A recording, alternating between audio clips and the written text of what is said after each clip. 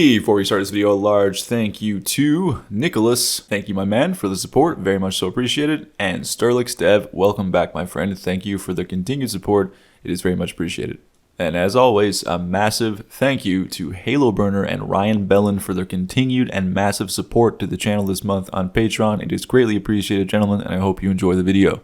Hello everybody, today we're going to continue with our shops, and by the end of the video you will be able to sell things to the store. And we might start on serialization, saving the shop inventory as well, but that might be a separate video because it's going to be quite long, I think like 15, maybe 20 minutes. Okay, so open up the player UI shop manager, and you can see here we have buy, open buy menu. Let's make a public void open sell menu. And this is going to work pretty much identically the same, except instead of populating the shop inventory with the AI characters inventory, we're going to populate it with our inventory. So call open menu, and then copy and paste open shop menu here, or rather the populate shop inventory, and change the name to populate player inventory. And you know what, actually I'm going to just copy everything from inside that again, because it is very similar, and we're just going to change it as we need to. So this isn't functionality that is in Nephalite. I'm kind of writing this off the cuff, but something that's in Nephalite is kind of similar, so I have a general guide system to go off of here in my notes. So we're going to say populate player inventory, but we're going to test it too to make sure this is all working as intended, because again, I am just writing this without having tested it prior to, unlike some of the stuff in the series before. So let's get the player reference from our local player so we can write it in shorthand, and we can say if player is null, close the menu, return, exactly the same. We're not generating our inventory because our inventory is already generated from loading and saving our data. We're going to say if the player's inventory item count is less than or equal to 0, also close menu, return. If you want to, you got a pop-up there saying no items in inventory, or you can even make this button unclickable, because that might be a little bit annoying if you go to open the menu and then boom, it closes. And you're like, oh, I don't have items in inventory. So otherwise, we're going to populate everything, and we have our shop inventory prefab. But right now, we can only buy with that. So let's go change that real quick. We need to make it so we can actually sell with that. Now, let's open up our shop inventory slot here. And right now we have buy item. So this is called publicly. There's no references to it, but it's called on an on-click event when we actually hit the button that the inventory slot's on. But we need one for sell item too. So we're going to change this to buy or sell item. And then we're going to basically pick between this function and this other function here called sell item. Now, I'm just going to double check here, make sure this isn't referenced anywhere, because if it's not, we can turn it to private. So final references, no, it's not. It's only on the button click event. So unless you're calling this from the script, you can turn it to private. I'm going to, because there's no reason to have it public right now otherwise. And I'll do the same thing with sell item. Now, buy or sell item. Obviously, we need a way to figure out what we're doing. You could just make a bool that says is buying, and if is buying is not true, then obviously we're selling. And when you open buy menu, you set is buying a true. When you open sell menu, you set is buying a false. But I'm going to make an enum for no other reason other than I like it. I don't know why. It's like a little menu selection. You kind of see it. If you serialize it, you can see in text, shop is buying or shop is selling. Again, completely unnecessary, but I'm going to do it this way. Enums are just like integers anyway, so like 0 and 1, and I believe Boolean is actually just binary of 0 and 1 as well. So it's going to be identical in its functionality. I just think this looks a little bit nicer. So we're going to say buying or selling, and I'll call it shop, buy, or sell, and we can make it public because we need to check it. And then over here on our open buy menu, we're going to say buying or selling. Oh, lowercase b, it's a variable, don't know why I had that uppercase.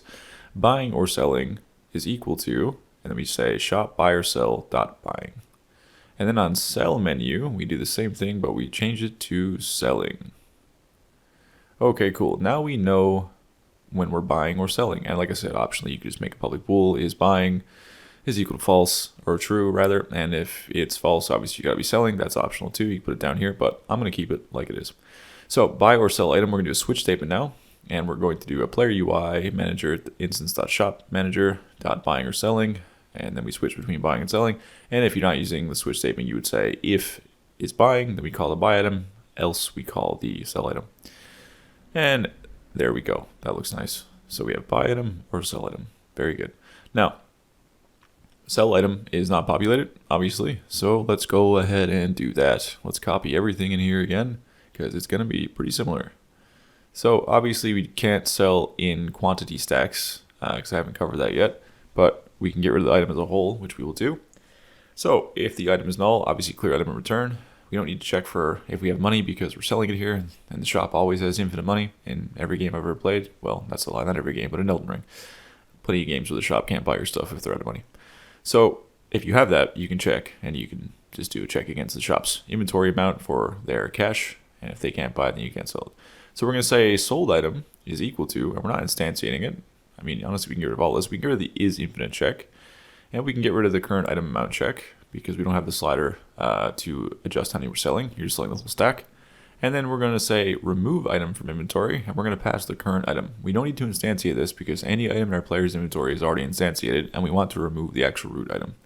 Next, we're going to add the ruins, not subtract them. But now, in Elden Ring, you don't get a whole value. I actually think items have just a fixed sell value of like either 100 or 500 for most armor and swords and maces and any weapons and whatnot, but I can't remember for sure.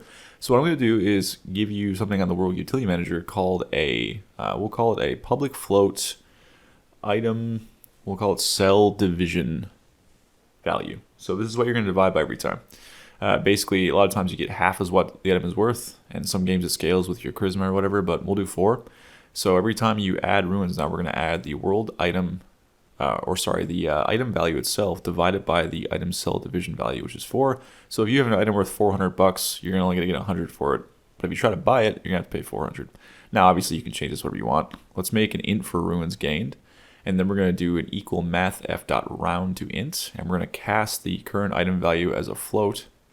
And then we're going to divide it by this other item sell division value float. And that'll give us a whole number, which we can then add to our ruins. So we say bracket float like that. And there we go. Okay, and now we can add this to ruins. I remember in the last video, the ruin count didn't update. I think because we didn't use the function for adding ruins. Let me just check that real quick. I think we're supposed to use add ruins. It's been a minute though, so delete this infinite count because you can't have those as infinite player or as player anyway. And if the item amount is less than 0, delete because we're getting rid of the whole stack, and save that.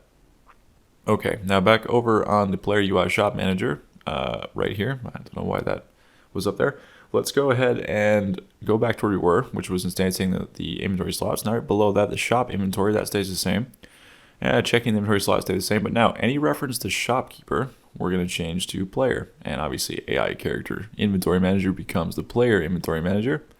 And it's pretty much the same from here on out, I think. Let me just fill this out and check it out down here.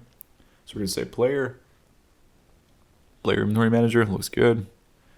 And yeah, no, it's pretty much identically the same. So the first button is still selected. That's all good. Okay. And let's save that. And then let's go to the shop inventory slot. And where we had buy item, let's do shop inventory slot buy or sell item. Okay, that's cool. Now back over into our sell item function. Yeah, let's make the add ruins call. I just checked it. We're not supposed to add the ruins directly. I forgot we had this call. And we can do the same thing with subtracting them too. I think I'm just going to double check. I'm pretty sure if we subtract them, it'll use the negative icon instead. I'll be right back. I'm going to check. Yes, it does. Okay, so call add ruins as well on when we buy an item, and that will subtract it. So we're going to say local player.player stats manager add ruins, and we add the minus current item dot item value. And that will basically show every time you buy something. And let's save that. Now that should be good. If I go into the game here now and I click buy, we got the knight's helm, that's infinite, cool, it works, the spear and the bow, nice, and they're gone. Now if I were to talk to this gentleman again and buy it, or rather hit sell, oh, nothing's happening.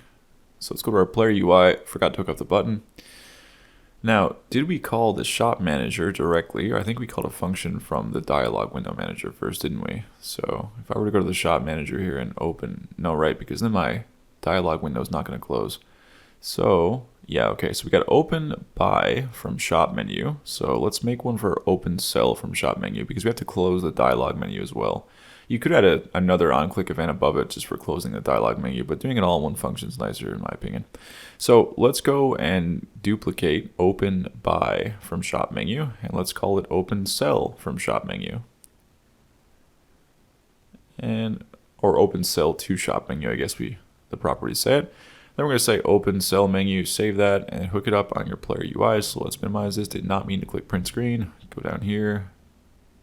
And here we go, open sell to shop menu. All right, let's save that. Now let's pop back over to the shop and go to sell. You can see it's not actually updating the right monetary value, so saying 100. So let's go up here, and then I'm going to, where we go to select slot, let's also do a switch statement for buying or selling. because we have to basically make sure that we're getting the right number ahead. And we have to make sure that the text is always going to be the same color for selling. So let's copy everything we wrote before and put it in buying. And then we can paste it also in selling and do some modifications. So in selling, it's going to be almost the same thing. The text color is always going to be the regular color, so we can keep this up here. If the current item is null, that's still the same, but we never have a negative text color, and the item value is not exactly just the item value. It is actually going to be the item value divided by the modifier that we have. So put a bracket around current item value like this, and then do divided by world utility manager dot item shop division modifier. Now, if you wanted to make a function to get this basically all the time, so you just get the buy or sell value from the item itself, you could totally do that. You might want to do that. That way you don't have to always have this division yourself. Now let's go to sell, and you can see it's working, but when I refresh the inventory for a second, Spear said 100. This is because I'm opening or declaring buying or selling before opening or after opening the menu, and you should be declaring it before you open the menu. That's my bad. Let's go back in again and test it. And I'm going to go to sell, and yes, it's working fine. Okay, so I'm going to try to check everything I can like that, just in case, because there's weird little edge cases like that that until you test it out, you might not find. So I bought the items, and if I go back into sell, see that? I'm jumping. I have nothing in my inventory after I sold my items, rather, but I'm going to jump after it. So what we want to do is call close menu after fixed frame instead of close menu if we have no items in our inventory and we're trying to close the menu. This is because basically the jump input obviously is the same thing as the confirm input for the UI. Do the same thing for populate shop inventory, by the way. So if there's nothing there, you're going to jump in the same frame as you close it, and that happens. But now you can see there's nothing in my inventory when I sell it. It just simply closes the menu. If I go to the buy menu here now, I can buy these items. But if I open it up again, or go to sell rather, I can sell mine back. And then if I go back into buy, just making sure it all works right now, that's all. Okay, so yes, it is working, but the buying inventory always has the items restock when you've literally just closed the menu. So this is because we're not actually removing them from our AI character's inventory. So what you want to do is basically make a variable for the AI character manager called the shopkeeper. This is under buy item, by the way. And this is always going to be the player interaction manager, the current conversation you're having with the dialogue character. So the shopkeeper is always basically the person your character is talking to. So you can get that from the player interaction manager dialogue character. Now, let's do a check to make sure it's not null, just in case. And if it's not null, we're going to remove the item from their inventory that we're purchasing. But we need to call this in a few places. Let's delete this from here, or copy it rather, and paste it up top. So keep the variable for the shopkeeper right on the top here, and then copy this remove from inventory check. And every time we're clearing the item, if it's not null, remove it from the shopkeeper's inventory, basically. And then we'll be good. So I think we do it in two places. Let me just double check. Yes, down here too, if that amount is 0, remove from inventory. So let's test this though, just to be sure, because like I said, I've not actually put this in Nef, so we're going to run through it again. So we're going to buy. Okay, we got an error here. What's going on? All right, just in case, this is not related, but when we have remove item from inventory, do a null check on your character inventory manager. That is not where the error was pointing to though. I'll show you where it was pointing to, but I forgot to put this here, and so I was going to have a null check. This is because we're removing the item from their inventory after it's already been cleared. That's my bad. So do that before you clear the item, because we're clearing the reference to that item and then trying to remove that item from the inventory with the reference that's no longer there. All right, so now it should work. Let's test it again. That's why we test it. And again, if it's null, it's not there anyway, so we're good. Now if I go to buy, I'm going to buy all these items. Cool, looks good. Now I'm going to go to sell, and I'm going to sell all of these items. Looks good. Now if I go back to buy, it should not be in his inventory, and yes, it is not. He's only got the helmet, which is infinitely stocked. Okay, cool, looks great. Now, player UI shop manager, generate shop. Let's go there. So you can see here right now we have a function to generate this shop, and if it has already been generated, we have to load it from the save data. So in the next video, I was going to do that in this one too, but this one's going on quite long already, and this next portion is going to be probably 15 minutes or so, maybe more.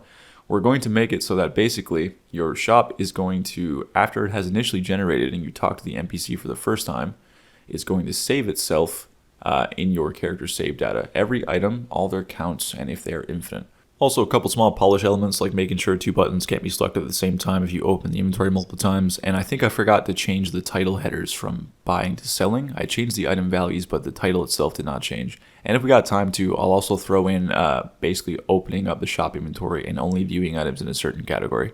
Okay, guys, thank you so very much for being here. I hope you learned something. I appreciate you all so much. Thank you to my patrons for keeping my lights on and the series alive. You have my sincerest appreciation. And thank you to the people who take the time to like and comment the video and share it via word of mouth. Again, gentlemen, the series is alive and well because of all of you. I'm very excited to start the new series soon, so I think you guys will like that. Anyway, I am rambling at this point, so have a very nice weekend. I will see you all next week.